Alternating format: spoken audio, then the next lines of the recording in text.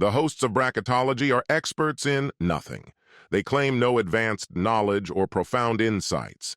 Instead, they are just three judgmental idiots who really like to bloviate their own opinions whenever given the chance. Take what they have to say with a grain of salt, or not at all. You'll probably be better off that way. So we have all played video games a ton, and we've what's the right way of putting it? Invested a lot of time into video games. Mm-hmm. What's the worst video game you've invested your time in? Like, for how much time you invested in it versus like how bad it is. Like something where you recognize it's bad, but you've played it anyway. Is that what you mean?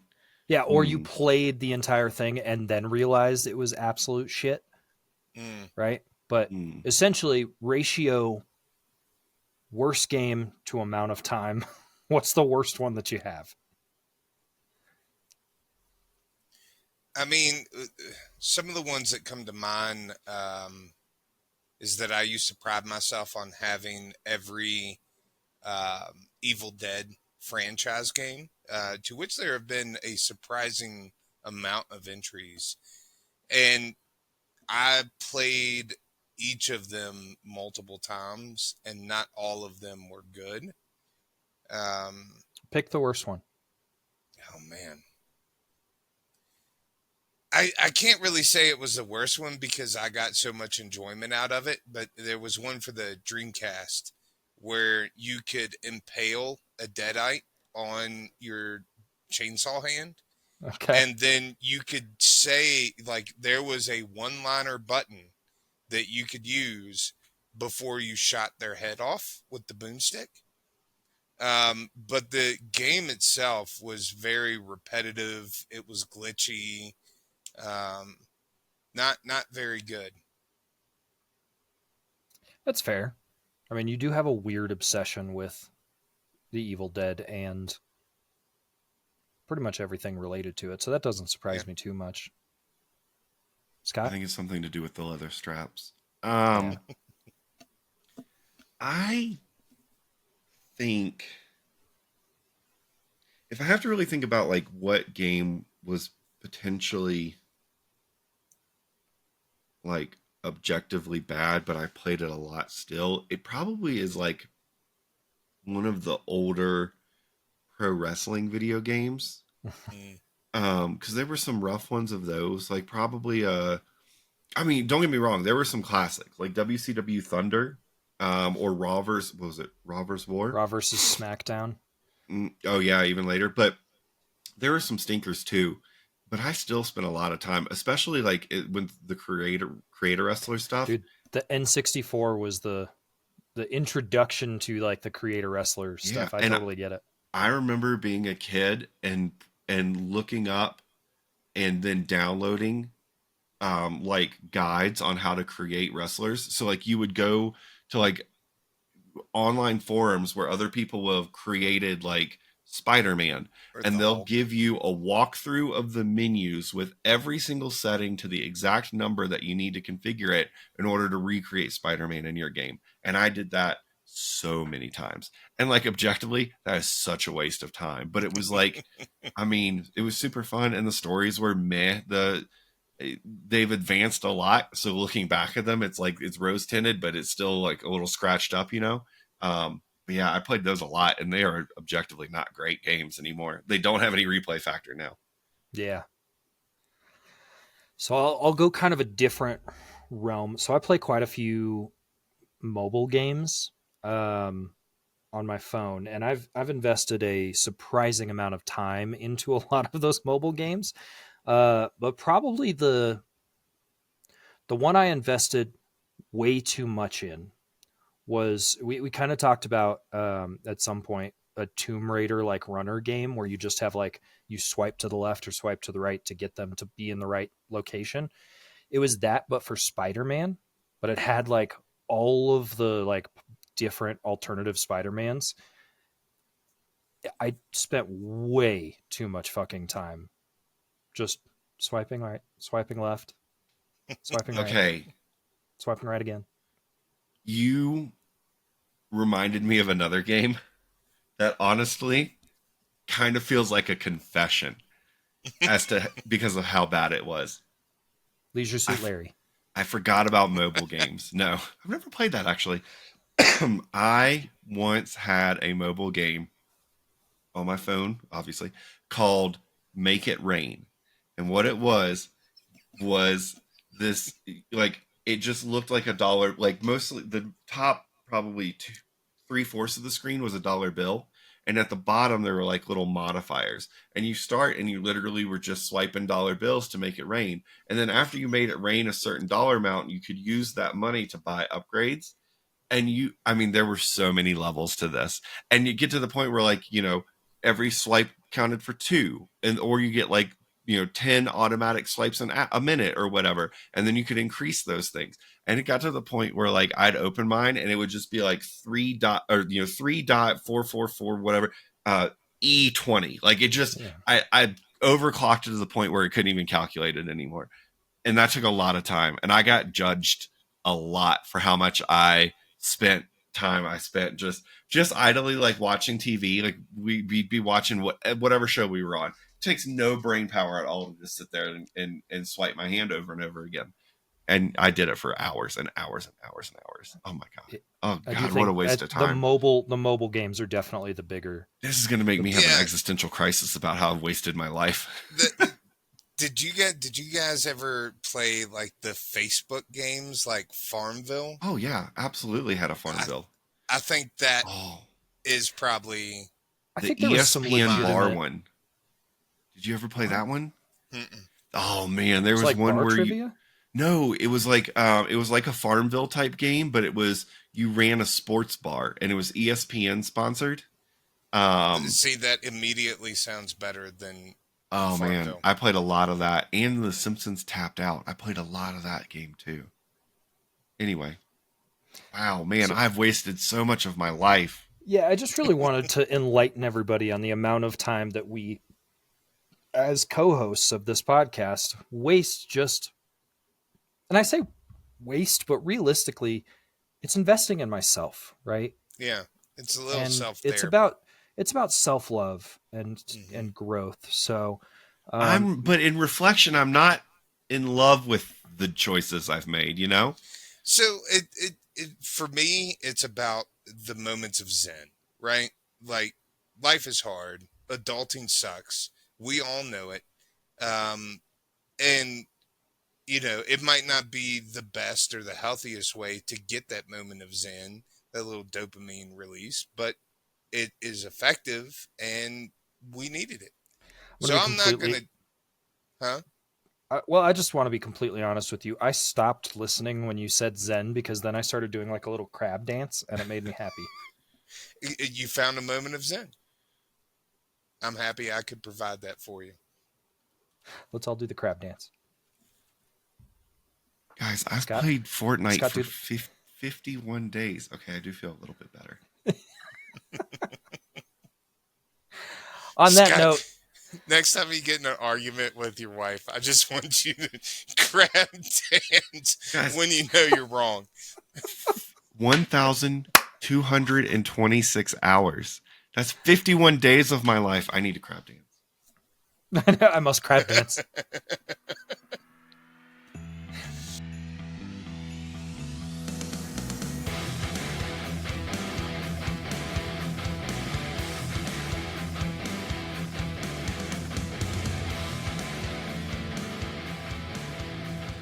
Hello, and welcome back to Bracketology, the podcast that definitively decides all things tournament bracket style. I am the long piece you've been hoping for, Scott Grubb. All your base are belong to me, Matt Robinson. And I'm the Knuckles to your Sonic, Dan Default. Which is just a really creepy euphemism if you think about it, Makes me think of fast-moving Knuckles, and then I gag a little. I get a little sick. If we're being honest. All right. Anyway, this week we continue with part 2 of round 1 for best video game franchises. We have 16 more combatants, 8 more matchups. Gentlemen, what do you say we get this kicked off? Let's fucking do it. Let's go. Crab walk. Assassin's Creed versus Silent Hill. All right, so I'm going to immediately come out and say, I think it's of no surprise to anybody. I hate horror games. Silent Hill fits that category.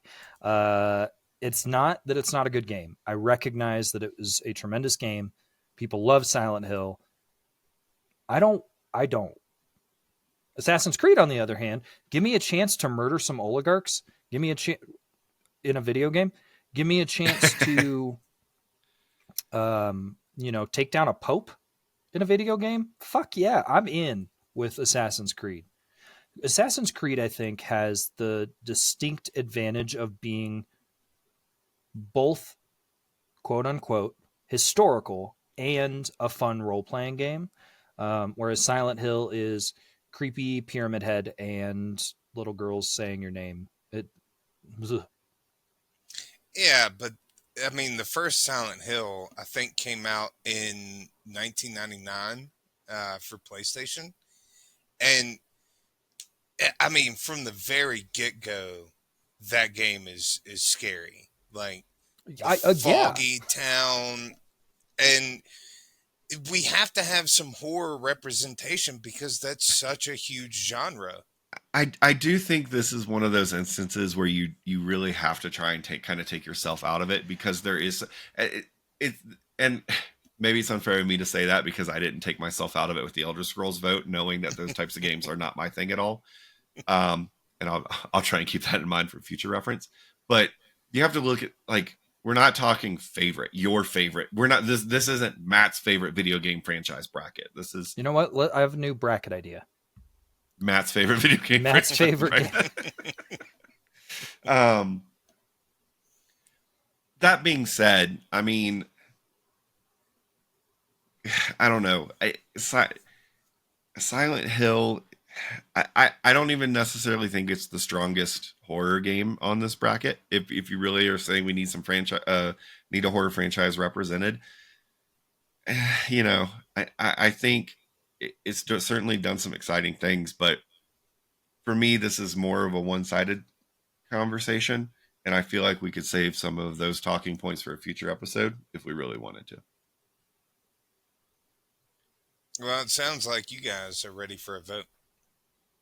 How about you, Dan? I'm pretty easily ready for a vote. Do you need some convincing? I mean, I'm gonna vote, but it might not be. We'll go ahead and vote then, Dan. We both gave our talking points. How'd you like to start? I'm going to vote for Assassin's Creed. I just think, as a franchise, it's been more prominent than Silent Hill. That's why it's ranked higher. So although I did really like Silent Hill and that horror aspect, Scott's right. It's not even the best on this list for that genre, or the first on this list for that genre. So, yeah, I mean, so Assassin's Creed is my vote for sure. And it is, I mean, so when we look at like it's a number 1 seed in this division, but it was number 3 overall in number of units sold. So like that says a lot, and I think it's been around for a long time. It has innovated itself numerous times. I just think that it has more. Dan, my shirt's a little snug. You keep going around saying I'm right. People are going to be able to see my nipples. All right. Yeah. Well, I mean, it doesn't happen often. It's Assassin's Creed. Yeah. This is another one of those ones. Like, I don't get too sucked into games like this anymore, but Assassin's Creed has kind of been an exception to the rule. I've definitely enjoyed some of those games in recent years. Man, fucking Assassin's Creed Odyssey, and we're going to come back to it at some point, and I'm going to have to bring this up, is one of the most beautiful games, and its story is so fucking good. And then I might have to spend some time revisiting these. And then back into Ragnarok, like when they released Ragnarok, like just it is a stellar franchise that started very simple and expanded very, very quickly. So Assassin's Creed moves on to the second round. Let's get into our next matchup. The DK versus the CB. That doesn't work as well. Donkey Kong versus Crash Bandicoot. So both of these technically platformers. Crash is a little bit more on the 3D side of things. Donkey Kong, though, you want to talk about innovation. The original, all right, not the original Donkey Kong, but Donkey Kong Country. Yeah, Oh, for the they Super Nintendo. did things with the Super Nintendo with a 16-bit video game system that was like it never was replicated. Like it was just so good to have what are essentially 3D characters on a 16-bit cartridge on top of a 2D background. Like it was just, I don't know. Donkey Kong has such a place in my heart. And I know, again, we're not talking about Matt's favorite games, but realistically, I think the Donkey Kong franchise is tremendous because you don't want to talk about innovation. You go back to the original Donkey Kong arcade games Yeah, that introduces a little known character named Jumpman who turns into Mario, saving a princess from an evil gorilla. And then the way that they've spun the lore into Donkey Kong throughout the days, like that Donkey Kong is actually Cranky Kong, and then Cranky Kong became the grandfather to what is now Donkey Kong. Like it's just the whole I thing's did not crazy. know that. Yeah, dude, the I lore was is today insane. years old when I learned that. The I'm lore not is in crazy. games like that. I'm not really big on the whole reading text thing. It's like, okay, I beat the level. Someone's talking to me, and then move on. So I was today years old when I learned that. That's good to know. That's fair. yeah. I think for me, Crash Bandicoot really came out with a bang and has since died. I don't know when the last Crash Bandicoot game was released. And I guess you could say the same thing for Donkey Kong. But Donkey Kong as a franchise, that IP, is still going strong. I mean, he's still a top character in, Mario Kart, Smash Brothers. It is a Nintendo exclusive. There is a lot of overlap in that Nintendo world. But, yeah, Donkey Kong. And for me, I'm ready to vote, and I think Donkey Kong wins this pretty handedly. I mean, yeah, I think that Crash Bandicoot, to give a little bit of, I feel like Crash Bandicoot was like the evolution to platformers, with the PS1 when the first Crash Bandicoot came out. Like I think it was hey, let's introduce, so much more into it. 3D platforming. It's a Yeah, big jump, for sure. I mean, both of these franchises have kart games. Crash Bandicoot had a go-kart game. Diddy Kong Racing was a thing. I don't know. Yeah, I'd agree with you though. That's what I thought. Okay, so Spyro and Crash Bandicoot, did they ever do like something together? Um, Because Spyro ended up coming out with like a whole separate type of game. yeah, there was one. There was a Game Boy Advance game called Crash Bandicoot Purple Ripto's Rampage, which was a crossover with the Spyro franchise and a companion game to Spyro Orange, the Cortex Conspiracy. So, I mean, Crash Bandicoot does have a lot to speak to. It's not Donkey Kong. Plus, I'm going to go back to the music real quick. Donkey Kong music in Donkey Kong Country has been like analyzed to the point where it is the best soundtrack of the system. Yeah. Crash Bandicoot probably holds a bit more of a nostalgic place in my heart because it was definitely like a core video game memory for me growing up. But I fully recognize Donkey Kong is what it is. So let's move it on. All right. Donkey Kong moves on. Sorry to all the Crash Bandicooters. You can't. That can't be it. That can't be it. I think it might be. I think it has to be, honestly. I think it is. I spent some time making some emojis for our podcast. I might have to make a Crash Bandicooter emoji.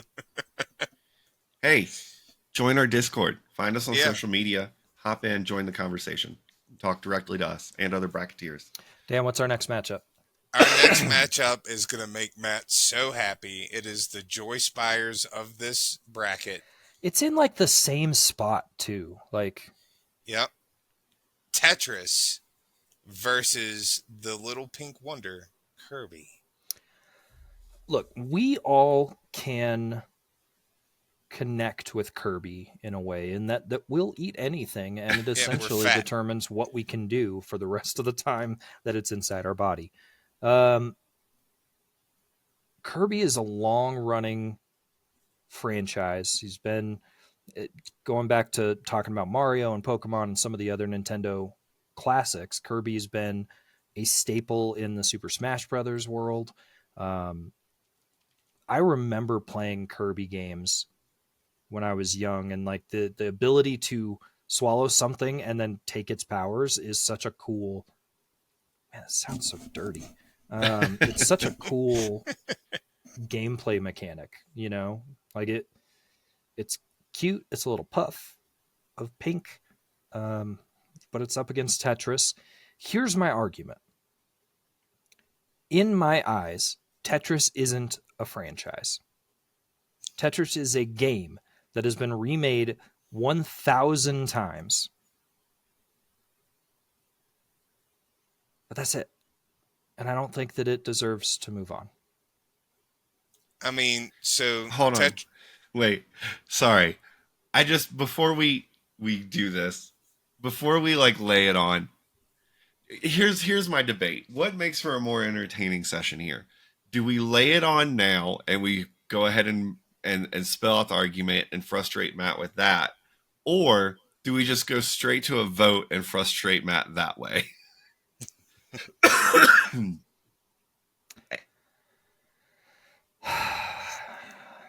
Matt, how would you like to be frustrated?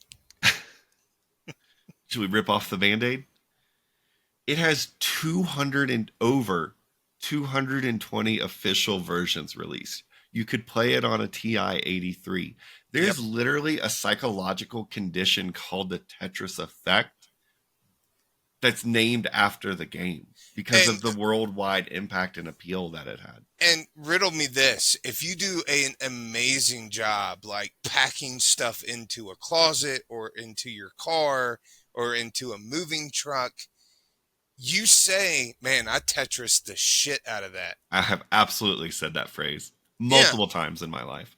I mean, look, when I went home to Virginia for Christmas, the first thing my brother said when he drove in was that he Tetrised all of the presents into the vehicle they were driving.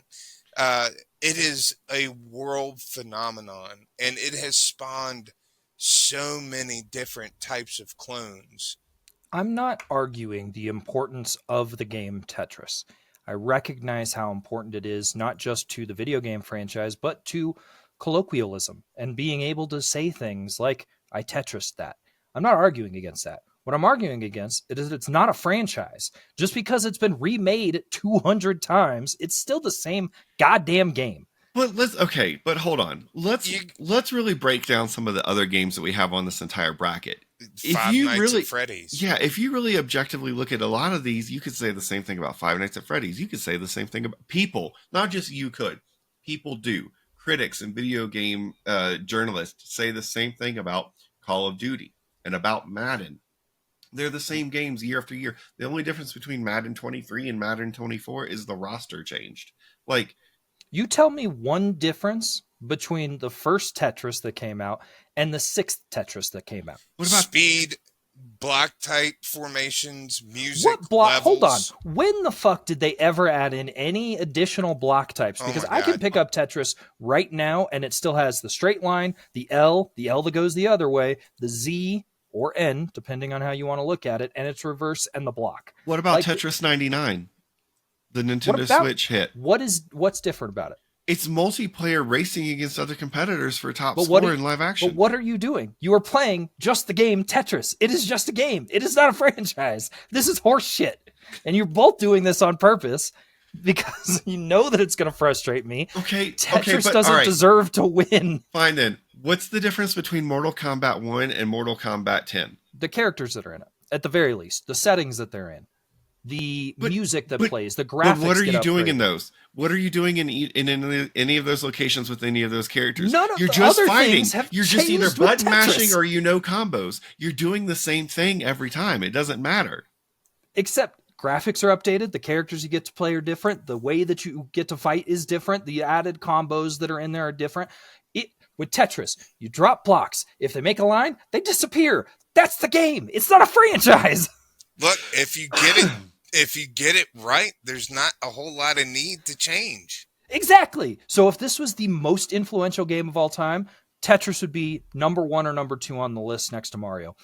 Outside of that, it's not the best franchise. Just period. You can't argue with that. And if you do, you're lying to me and yourselves. I think you can argue that it's the best franchise because it has been such a consistent hit. Look at the 4 categories that we have. Longevity. The original Tetris came out in fucking 1984. That is 41 years of this game still being referenced by people to this day. So longevity, check. Accessibility, super check. TI-83s ran them. They have been on almost every platform known to man. Innovation. They were also in 3D on the Virtual Boy. Yeah. And there was a Sphere version. Hold on. It was around on in the 3D Virtual on the N64. Boy? When did and on the either of you N64 ever play the Virtual Boy? You can't lead with the Virtual I did play Boy. the Virtual Boy. That's because you were 38 when it came out. It's because I wanted to come in low and then uppercut you with an N64 version that was a spherical shape with 3D graphics. So they updated the graphics, changed the gameplay. Okay, so that's 2 versions of the game. That's 2. Which doesn't make it a franchise, Scott. So, again, going back to the 4 qualifying factors that we're looking at. So longevity, check. Accessibility, check. Innovation. When it came out, it broke the mold. There was no game like that, and it has since still been the standard that those types of games look to try to get. Give me another game that's the type of game like that. There was also the new Tetris for the N64. Tetris types of games.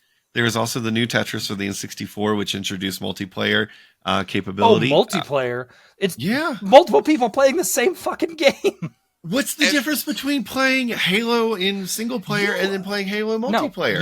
You're still running around with a gun shooting each other. This is bullshit. This is absolute replayability. It triple checks that because I want to play it over and over again. I will give you that it does not win in the innovation category, but it dominates in the other 3. Absolutely crushes in the other 3. I think we should put this to a vote. I think we could have put it to a vote 10 minutes ago. It's Tetris. Yeah. Tetris. 100% Tetris. This is horse shit. It's not a fucking franchise. I'm going to die on this hill. Get in the Discord. Get in the comments. Get in the Discord. Let us know. Does Tetris count as a franchise? This is, mind you, there have to be 5 games that are not the same game released over and over again. Dude, but you can't use that as a qualifier because what has really changed in Call of Duty over the last several years? The stories. Or they're all different. The zombies are different. Moving along. Up next, we have Need for Speed versus Batman Arkham. So Batman Arkham barely squeezed into the number of entries to be considered for this. But there are a lot of great things that Batman Arkham does. One of my favorite things about that franchise is that it actually highlights, for the only time I can think of, Batman's detective skills in a video game setting. I think that is such a hard thing to do, and I like the puzzle solving and clue gathering aspect of that game. Do you think that you would like the puzzle solving and clue solving aspect of that game if it was all Tetris? Yes, that would make it even better.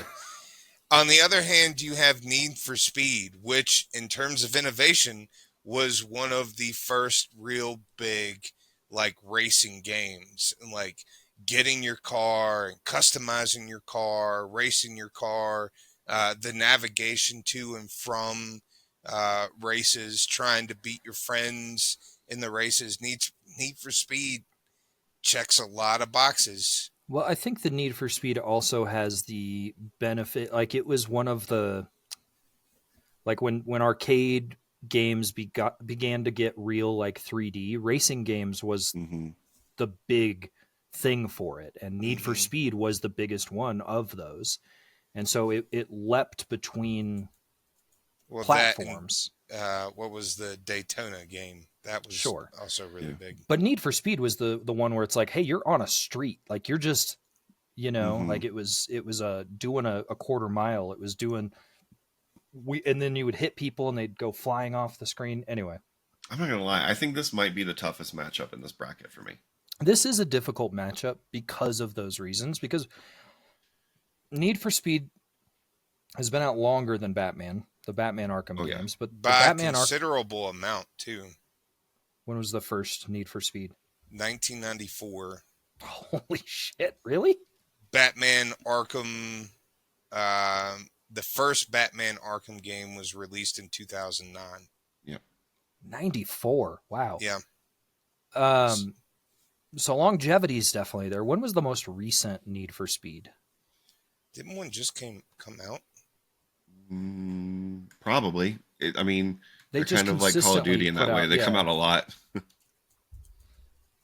So longevity is definitely there. The most recent one came out in 2022. Actually, that was Unbound, which I did play a little bit of.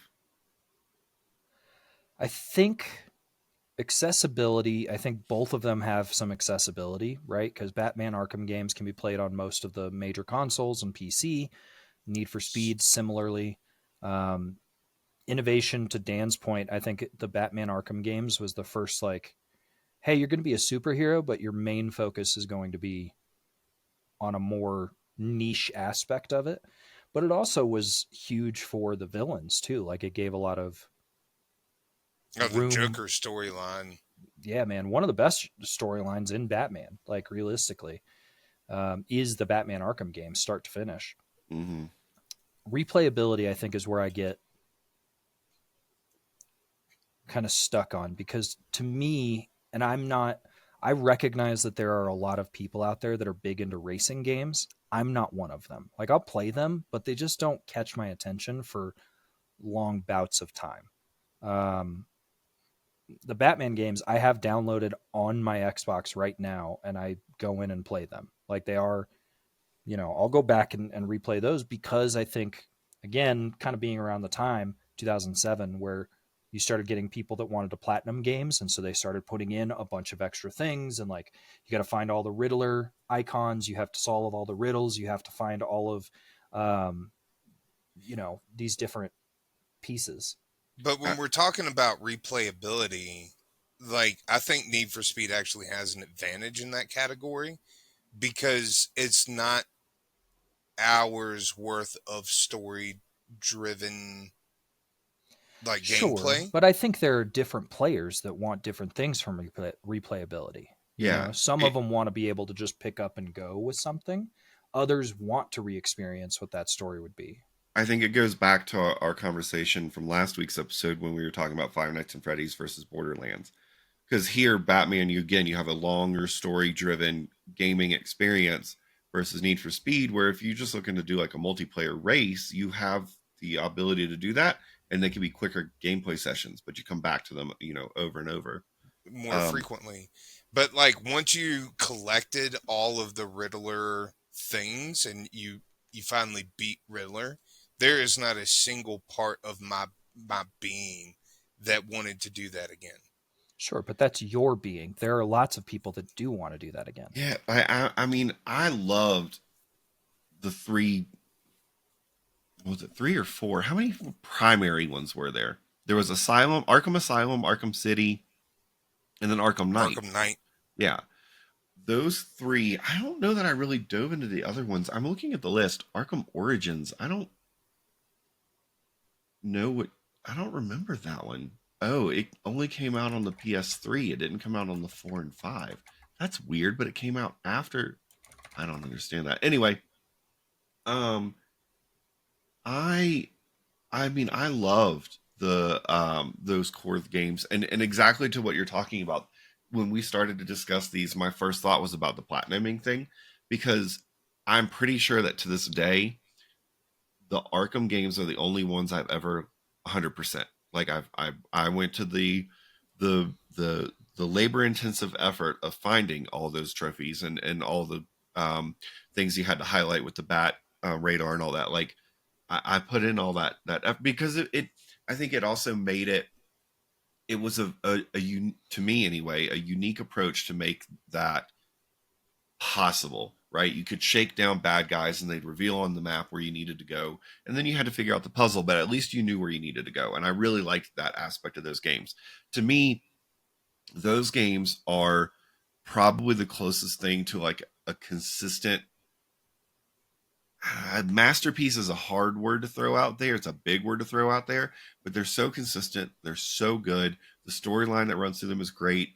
The combat is great. The action is fun. The characters are fun. Like the voiceovers are good. The music is good. The environments, like everything about them is just so good consistently. Need for Speed brings a lot of variety to the table. I spent a lot of time playing Underground and Underground 2. I loved the street racing aspect of those. The music was fun. The visuals were great. The car customization was super good. I've played some of the other ones too, like what's the one where you can choose whether you're a cop or a street racer? I don't know. I've played Rivals yeah. maybe. I I don't know. I've played like a few of the other ones as well. And again, I played the most recent one too, Unbound. They're super fun games, but I mean, they've had some hits and misses in their tenure, but longevity is certainly there.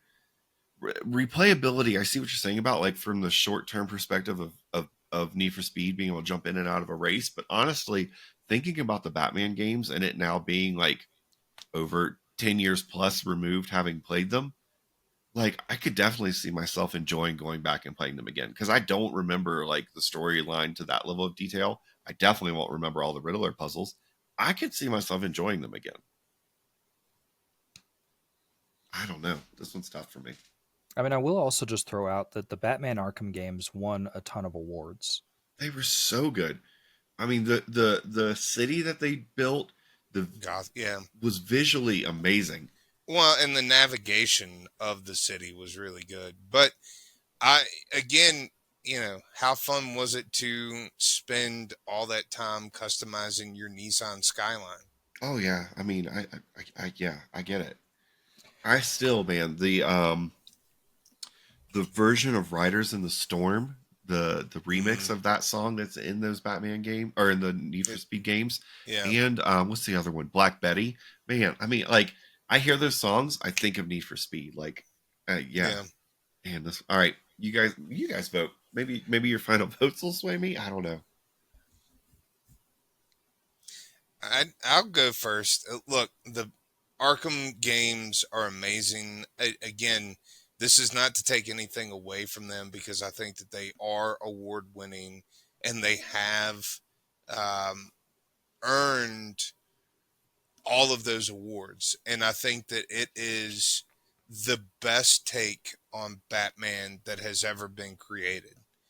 That being said, I think the longevity of the Need for Speed franchise and the innovation of the Need for Speed franchise outweigh the Arkham series. The Arkham series is relatively new, and I think that it added a lot of puzzle solving into what is essentially a superhero beat 'em up. But it is, in essence, a superhero beat 'em up with puzzles. Zelda has been doing puzzles in their games for years. So there wasn't a whole lot of innovation in the actual gameplay. It was just how they brought those pieces together that was innovative. Whereas Need for Speed was truly innovative in and of itself, in a class of its own. I might even enjoy the Arkham games personally a little bit more than Need for Speed, but looking at what is a better franchise, I gotta go Need for Speed. All right. Matthew. I'm trying to take myself and my tastes out of it. And I can't see saying Need for Speed is higher than Batman, like the Arkham series. I think the Arkham series is, I don't know. I feel like it really introduced a new version of superhero games. And when you talk about the innovation aspect of it, I don't think that you have the PS4 Spider-Man game without the Batman Arkham games coming first. I just don't. I don't know about that, because there were very successful Spider-Man games well before the Batman Arkham series.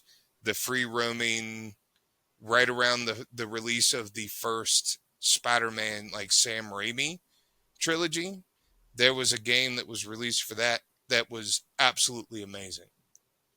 And it also had the puzzle elements, the free roam, the beat 'em up with Spidey powers and Spidey sense. Of course you guys would tie.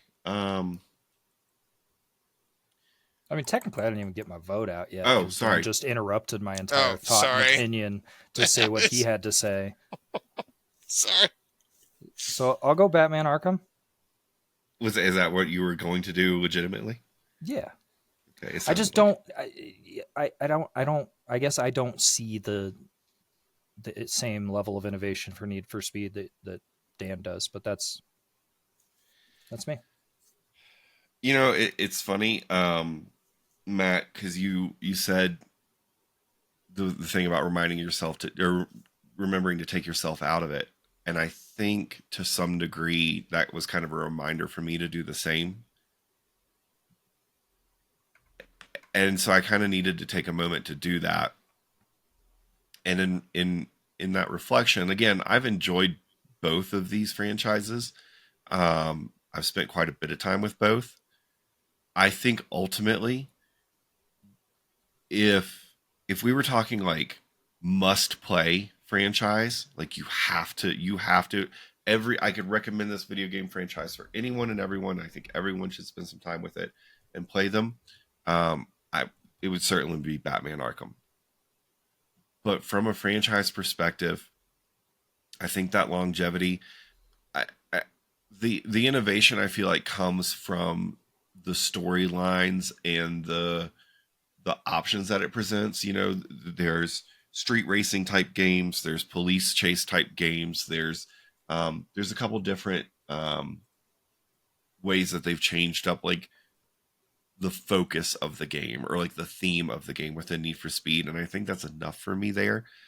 Again, the longevity, just the sheer number of them and all that, I think that leans it more in Need for Speed's favor for me. I agree with really both of you, and specifically what Dan said, though. Is it necessarily the franchise I enjoy the most? No. I think I enjoy Batman more, but the Need for Speed one, it just, in grandeur and size alone, I feel like it gets a nudge here. Let me ask you guys, do you think we would have had the Fast and Furious movies without the success of Need for Speed? There was a Need for Speed movie. So, I mean, also still to answer your question, no, probably not. Well, I mean, maybe, but there's certainly influence there. Like, that can't be denied. So Need for Speed moves on. That gets us into our last division of games. Can we just take a second to appreciate how mad Matt's going to get when we have to debate Tetris versus Need for Speed? Not mad, just disengaged. So up next, we've got Call of Duty versus Mass Effect. Two shooters, one being a first-person shooter, the other being more of a third-person shooter and role-playing game. Yeah. So we've got our second most units sold game of all time, which is Call of Duty. We've touched on Call of Duty a few times leading up to this point, kind of being a a copy paste in each of its iterations that come out. I do think, to be fair to Call of Duty, though, it's not fully that, because there are different companies that make Call of Duty games. Yeah. So it's not truly copy paste of the game. The main core of it is certainly the same, which is shoot people, but the stories and then the multiplayers and the mini games that they have and stuff along those lines, Timelines, they adjust. guns. Zombie mode.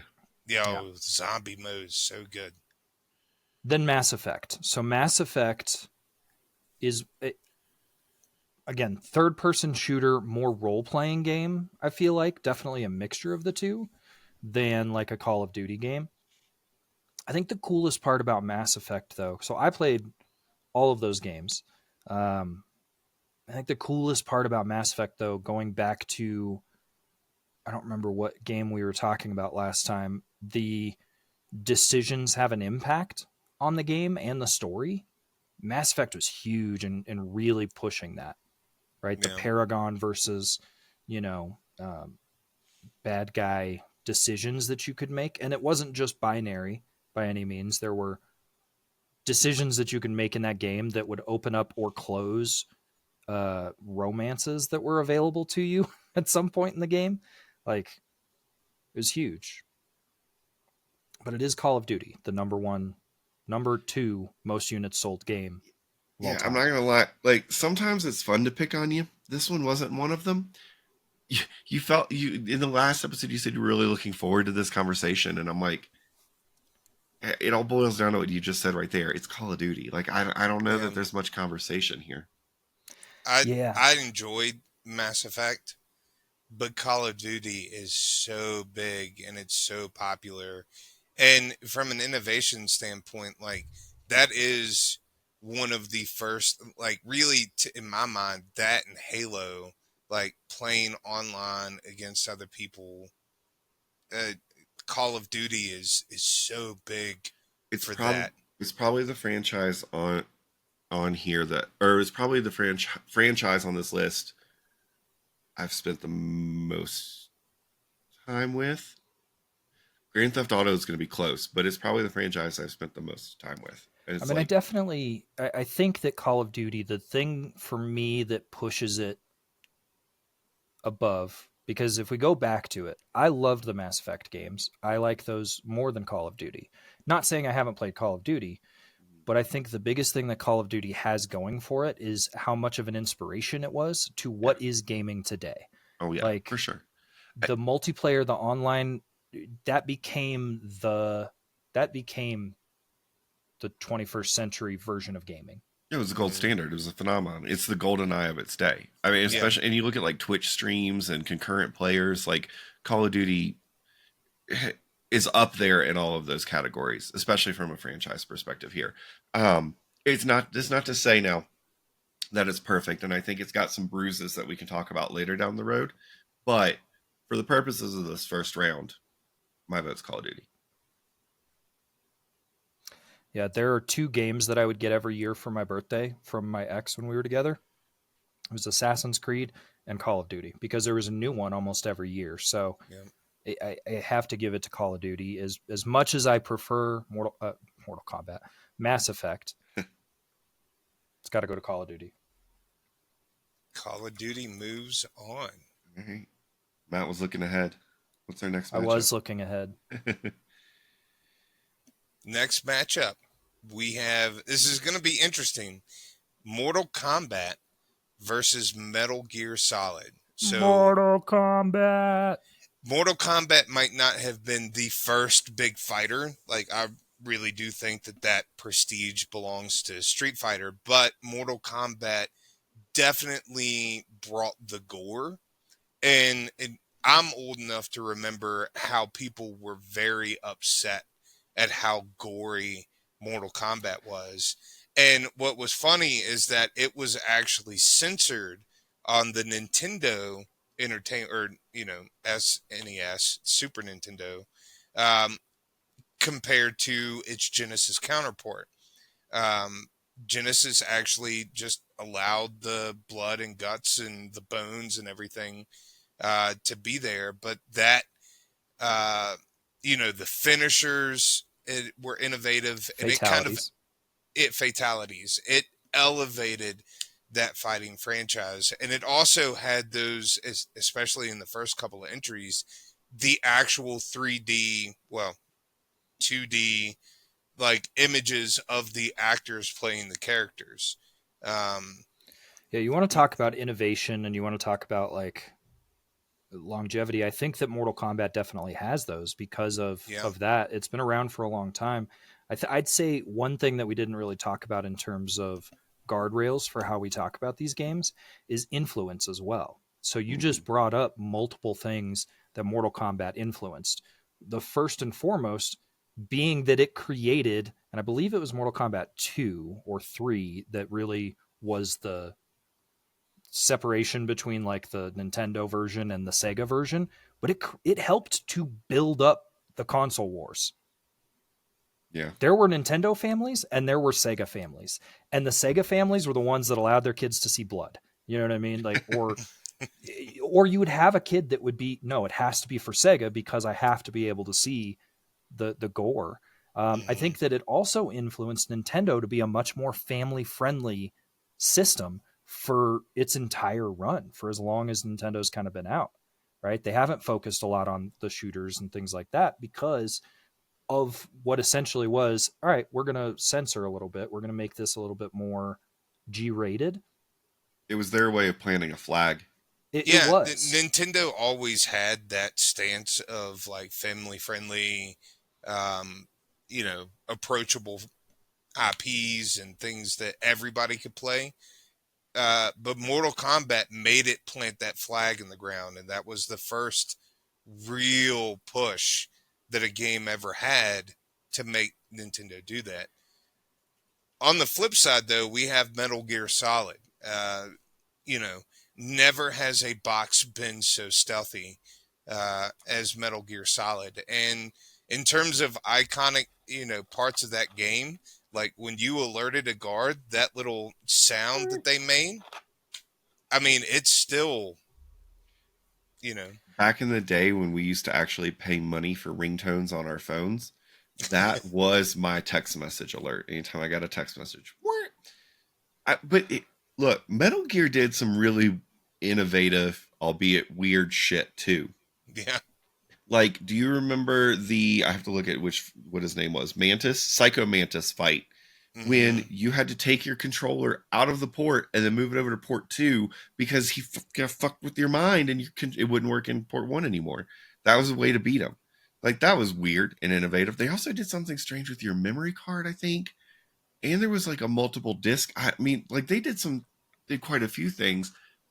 They were also great action adventure games. Well, weird and really stories. The beginning to stealth games. Sure, absolutely. Like if we didn't have Metal Gear Solid, does Assassin's Creed have the same mechanics that it does? You know what I mean? Mm-hmm. Like it really pushed the stealth games. And I want to throw out, I've listened to a lot of like video game podcasts. I've listened to a lot of people talk about video games. I've heard many people say that the Metal Gear Solid games are their favorite games. Yeah. Never heard anybody say that Mortal Kombat's their favorite game. Yeah, I mean, I don't know. I definitely remember, like, I have vivid memories of playing Metal Gear. Like, I remember it's like a warehouse type room and you have to be stealth moving around, but you have to like turn valves to get steam to turn on in one place and not another to redirect guards. And like, it was a whole puzzle, or you could just shoot the guards. But like, there was a risk to that too. There's so much.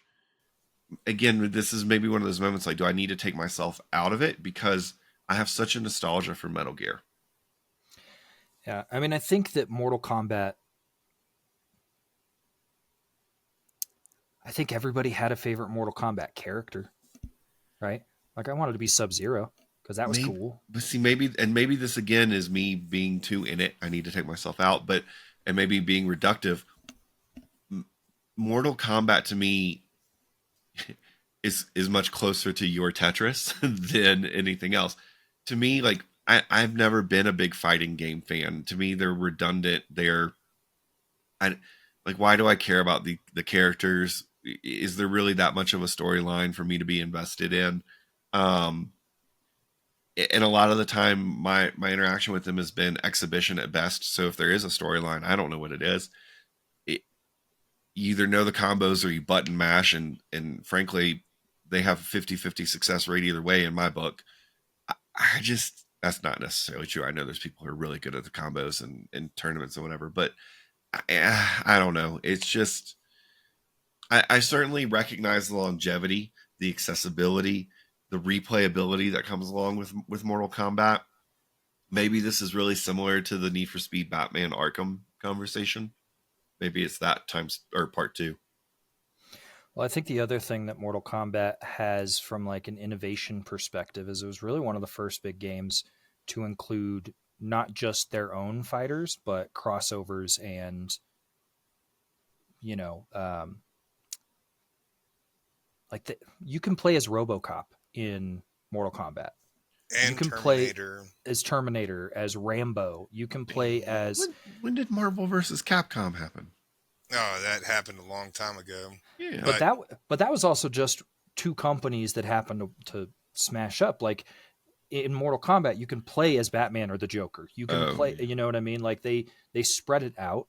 Wasn't Ash at some point in Mortal Kombat? No, he never got officially. Oh, maybe it was like one of the teasers. That it sounds so sad about that. I know. Yeah, I really wanted that to happen. I do think we need to get to a vote from a time perspective, but right, I do think that they're wildly different games, similar to Need for Speed versus Batman, like you talked about. They're wildly different games. They both kind of hit on a lot of different things. Taking yourself out of it, who do you vote for? Yeah, I think this is that same matchup 2.0. I think I prefer Metal Gear Solid. I think it's an important part of video game history and that you should definitely play it and have interaction with that franchise. But Mortal Kombat gets my vote. It comes out on top as far as the categories that we're talking about, the criteria. Dan, what about you? I mean, I have to agree. And again, I have to take myself out of it because there is a Metal Gear game that I love. Like, it's in my top 5 all-time video games that I've enjoyed playing. But you can't discount the impact that Mortal Kombat has had on the gaming industry. And I mean, shit, it spawned at least one good movie and I liked the first one. Yeah, that's what I'm talking about. Did you not see the newer one? Yeah, it was okay. I loved the newer one. I thought it was great.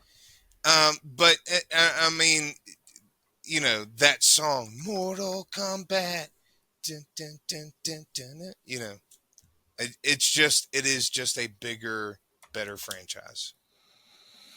Yeah. Interestingly, like taking myself out of it, Mortal Kombat will move on, but I think I would have landed on the Metal Gear Solid part for almost the exact same reasons, like taking myself out of it and just focusing on the game.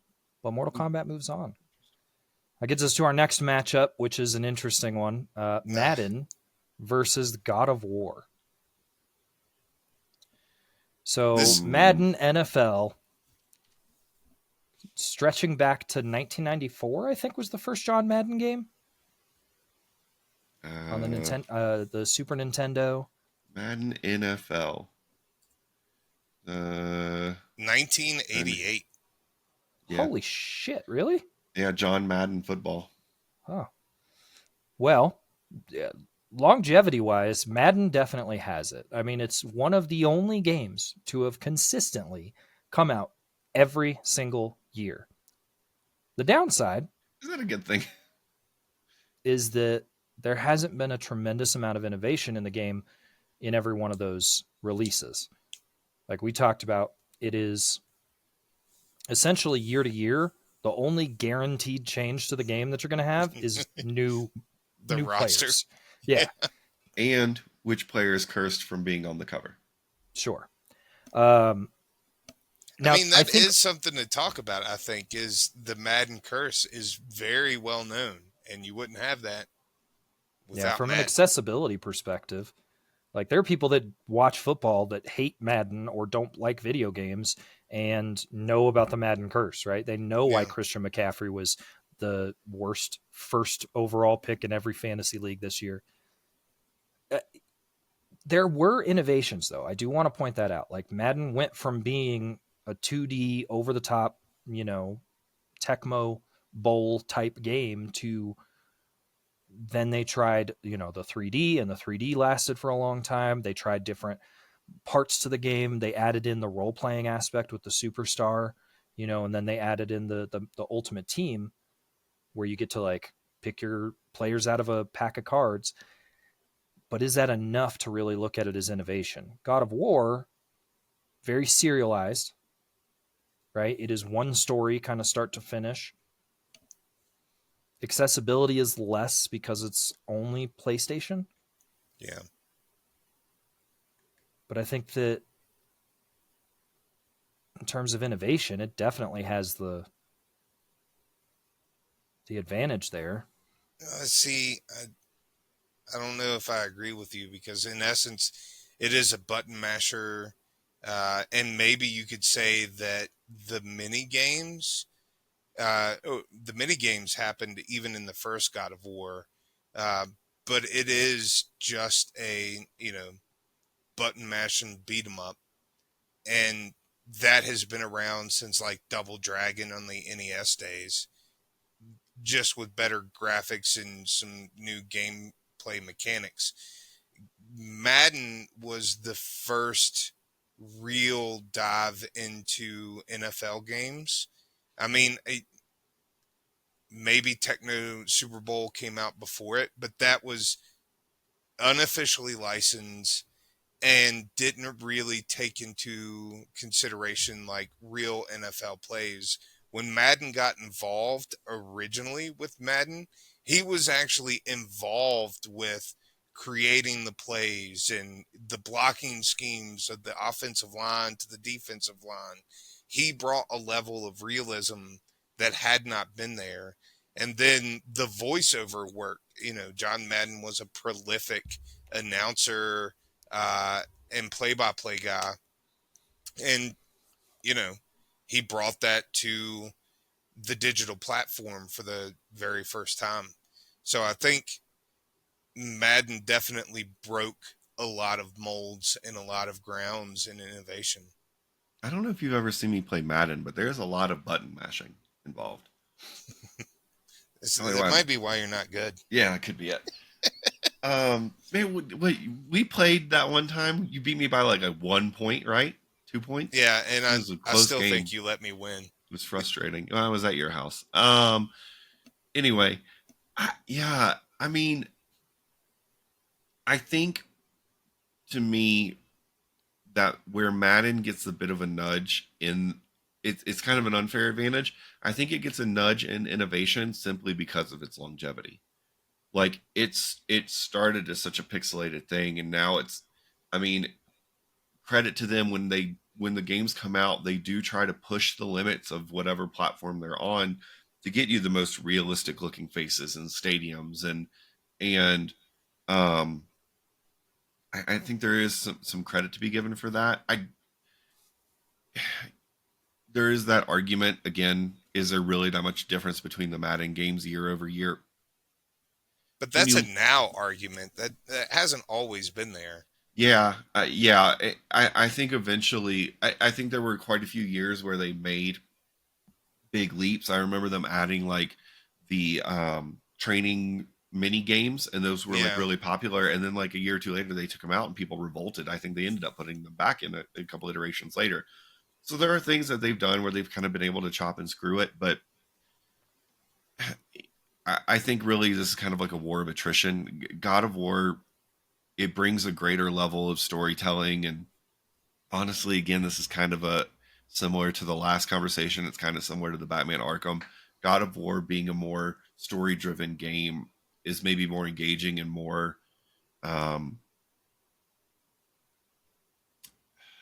I don't quote unquote artistic of a franchise, but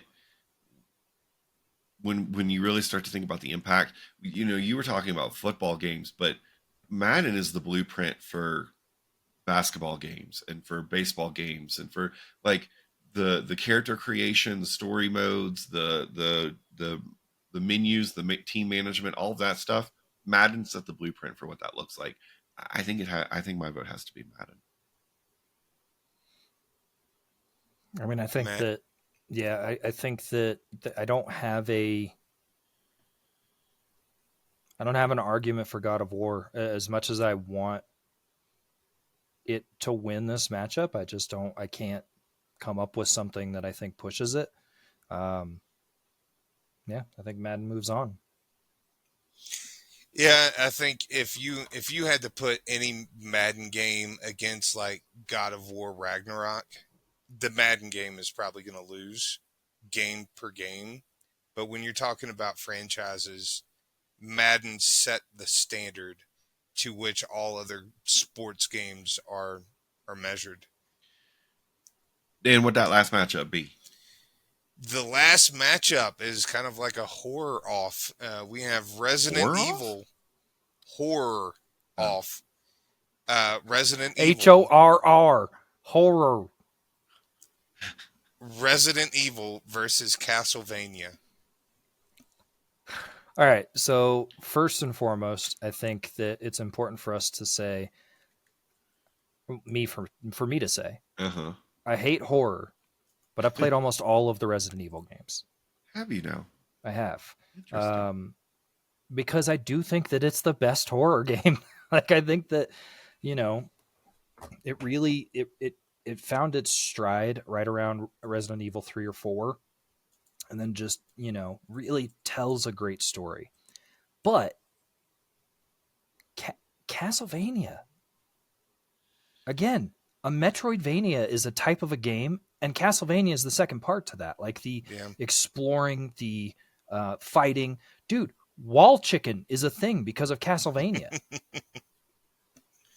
You know what I mean? Like, I don't know. I think from a franchise perspective might be a little bit different than just if you look at this title and its impact. Because to me, if it's this title and its impact, Castlevania wins every day. But from a franchise perspective, I've already told you everything I could about Castlevania. Resident Evil, I could go on. There are people that have fucking Umbrella Corporation decals on every car they've ever owned. I think my concern with Castlevania, because I get where you're coming from. Castlevania certainly has a longevity to it. There are some video game platforms or video game conversation platforms like podcasts and stuff that are trying to get away from saying the phrase Metroidvania and trying to say action adventure games instead. And I think part of that is because while Castlevania does have a certain tenure and meaning, I think that we are at the age point where that tenure and meaning is starting to die off.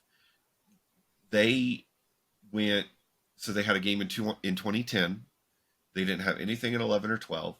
They had two games come back to back in 2013 and 14, which were and then they didn't have anything from 2015 to today, basically. I feel like this franchise, unless there's some kind of major revitalization, I don't know that this franchise has a longevity that's going to go much further. We might be at the end point of Castlevania's longevity. They did have a really good Netflix anime. Yeah, I've heard amazing things about the Netflix anime for Castlevania. It is so good. And compare that to all of the Resident Evil Movies. live action stuff. Some of them are good. Some of them are absolute dog shit. Yeah. Some of them are so bad. But it's Resident Evil. Like, everybody Yeah. knows Resident Evil. Yeah. I think one of the things that throws Resident Evil over the top for me, which I only just realized that this was the case, is that Resident Evil introduced tank controls. And that is an innovation that, I mean, it completely changed video game mechanics and movement moving forward. Well, and we talked about jump scares. Resident Evil, the first Resident Evil, was so good at those jump scares, and But it was unexpected. And on a limited console, the PlayStation 1. Yeah. I think the other thing that Resident Evil, and I think we're all saying the same thing basically. I think the other thing that Resident Evil had is even though there were jump scares, unlike Silent Hill, where most of those jump scares were based on like you don't know what the fuck's going on, so something's going to jump out at you. Resident Evil, you know what's happening basically the entire time, and you're still going to get jump scared. Like there's still a level there that was it's kind of unmatched. So let me ask this question. Since we kind of know what we're saying here, I think what we're ultimately trying to do is we're trying to say we recognize Castlevania's lineage and its history and its impact on the video game industry. It almost feels like we're trying to justify choosing Resident Evil. Again, going back to what we've been saying in this episode, have we taken ourselves out of this? Do we feel like Resident Evil is justifiably the right answer from an objective standpoint, or are we opinionating it a little bit? I think the only thing, when you look at those four categories, longevity, accessibility, innovation, replayability, the only thing that Castlevania really has on Resident Evil is longevity. The first Castlevania game was released in Japan in 1986. Or the first Castlevania game was released in Japan in 1986. The first Resident Evil game came out in 1996. So there is, a decade's difference. But I think in every other category, Resident Evil gets the win because there have been so many different types of Resident Evil games, types of Resident Evil movies, types of Resident Evil books. I think it is the most or the more well-known franchise. I mean, Matt talked about the Umbrella Corporation stickers, right? Mm-hmm. Those things are kind of everywhere. And then replayability, again, I think Resident Evil has that replayability on Castlevania. All right. Let's vote. Yeah. Yeah. I mean, Resident Evil is the 6th highest unit selling game of all time. So, I mean, as much as I want to give kudos to Castlevania, yeah, Resident Evil. All right. Stars. Plus those creepy dogs. Oh, yeah. I hated that. Anyway. Sweet. Resident Evil moves on. That gets us to the end of the first round. Round 1 is done.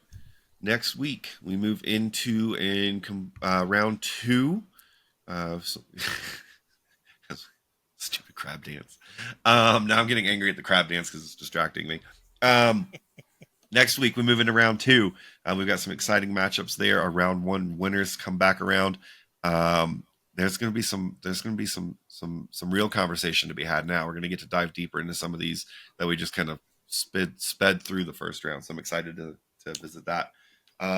If you have thoughts on any of our debates today, or any of the brackets so far, if whether or not Tetris is considered a franchise, make sure you engage with us on socials. We're on Facebook. We're on Blue Sky. We're on TikTok, sort of. We need to get more active on some of those. We also have our own Discord, the Bracketology Discord. You can find it linked on our social media. Hop in, join the conversation, chat with other bracketeers, chat with the co-hosts, give us suggestions, whatever you want to do. Come play games with us too. We play Fortnite at stupid hours. So if you're up late at night, what else we got? Let's finish this podcast off. I want to thank Matt again for the excellent intro and outro. He is a whiz, and we would be lost without him. I would also like to thank Aaron O'Donnell from Aaron O'Donnell's Music for our intro song. You're the best, Aaron. Thank you for supporting the channel. We appreciate you listening. Yeah. All right, fellas, I think that's been an episode of a podcast. What do you think? I'll take your silence as a yes. I have been the long piece you were hoping for. Scott Grubb. Your base are still belong to me, Matt. And I'm still knuckling your Sonic. Oh God, that got so much worse. Stand to fall. Fucking bye-bye.